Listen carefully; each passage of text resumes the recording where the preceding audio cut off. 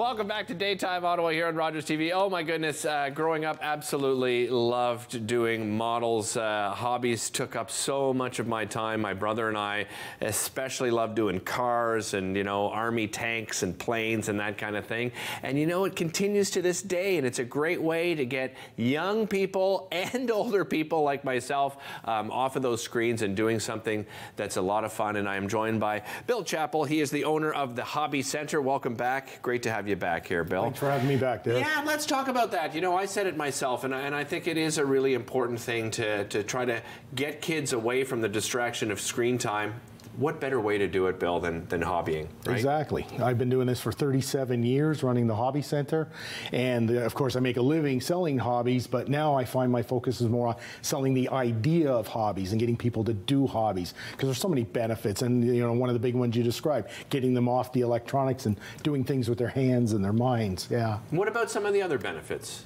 I've been a stress relief. Yeah. Sense of accomplishment when you make things, you know, that pride of showing that handcrafted thing you've done.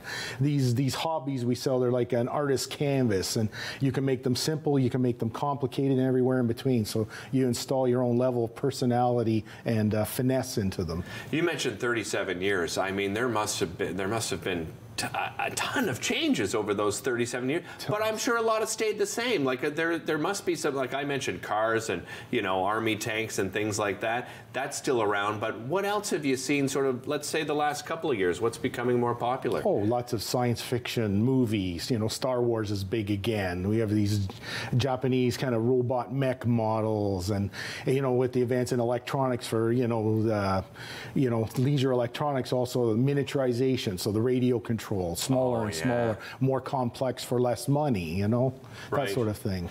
Let's talk about, you've got the parking lot hobby trunk sale and flea market coming up. Tell me the idea behind this, Bill. Okay, this started during COVID. And you remember in the dark days of COVID, we could only have like 5 or 10 people indoors. Right. So people were really wanting to have a social event. So we had our conventions where we had contests and sales and so forth. None of that was going on for a number of years. So we were trying to figure out, how can we do something? So let's do it outdoors. There's less restrictions outdoors. So the first one we had, I think we were up to 100 people could be outdoors. Yeah. We all wore masks. We did it very safe. But man, it was fun. And it was great to get together while, you know, all this was going on. So we did another one. And then we did another one. Now, of course, COVID is pretty much over. We still have to be safe, but it's pretty well done. People like it so much, we're continuing on with this. Good it's a for great you. Social event.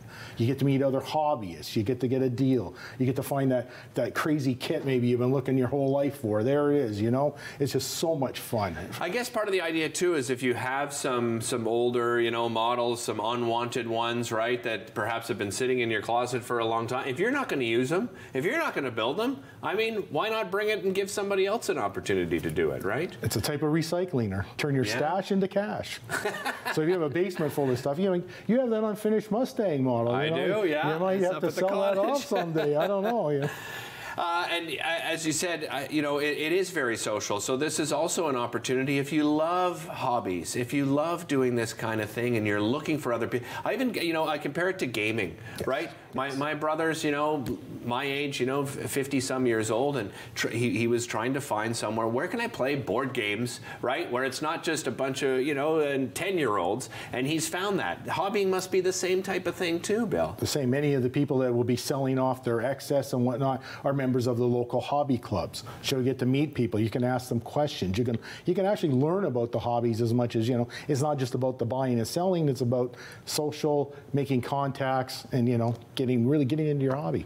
Let's talk about Operation Vet Build. This is something else, if I remember correctly, Bill, came out of the pandemic as well. Is that right? Yeah, that's the initiative where a lot of legions are having model building sessions for veterans, and it helps them with stress relief, PTSD, and all that. You know, that focus, that accomplishment, you know, that we were talking about really applies to people like that. First responders, you know, all kinds of people like that. Hobbies are really, really good for that. So one of the events we had, like, we charge $20 for a space, a parking space. So sell it out of your trunk, set up some tables, put up a tent awning. The space is yours to do what you want. Yeah. There's no cars in that back section of the lot, so you can go right out into the parking lot. So it's quite a bizarre looking atmosphere, right? So they're out there, you set these things up, everybody goes around and sees what they want. So that some of that money in the past we've given to Ukraine Relief. Okay. We gave it to Operation Vet Build.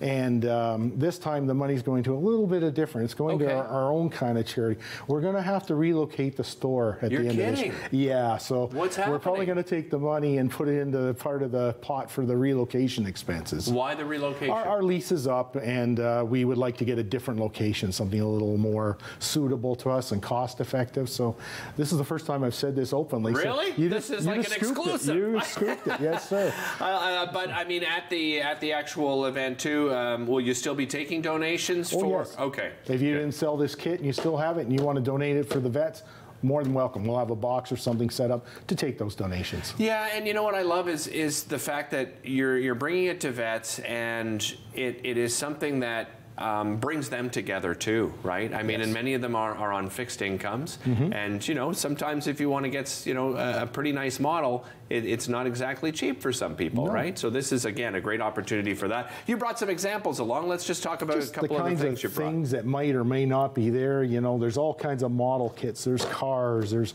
military. There's ships. There's aircraft. You know, there'll be just hundreds of these things. This represents like an antique toy maybe somebody had in their basement they didn't want anymore, an old battery-powered boat. Books. People will be selling off the reference books, you know, books about planes and boats, the same as the models. Pre-built, you know, die casts, already made stuff that you may have and you no longer want to possess. Somebody else might really enjoy it. Yeah, exactly. People are collectors, right? Model trains. Some people have a basement full of model trains they aren't using. Oh man, have you ever visited somebody that has like the full track set going on? And I mean, how much detail they put into those? Yes, it's just magnificent, isn't it?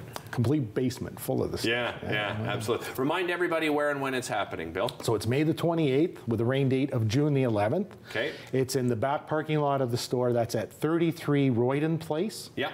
Okay, in Nepean, near the Costco at Maryville and Hunt Club. Wonderful. Bill, always a pleasure. Thanks so much for joining us. Really appreciate it. Cheers. Don't go away. We'll be back with more Daytime right after this.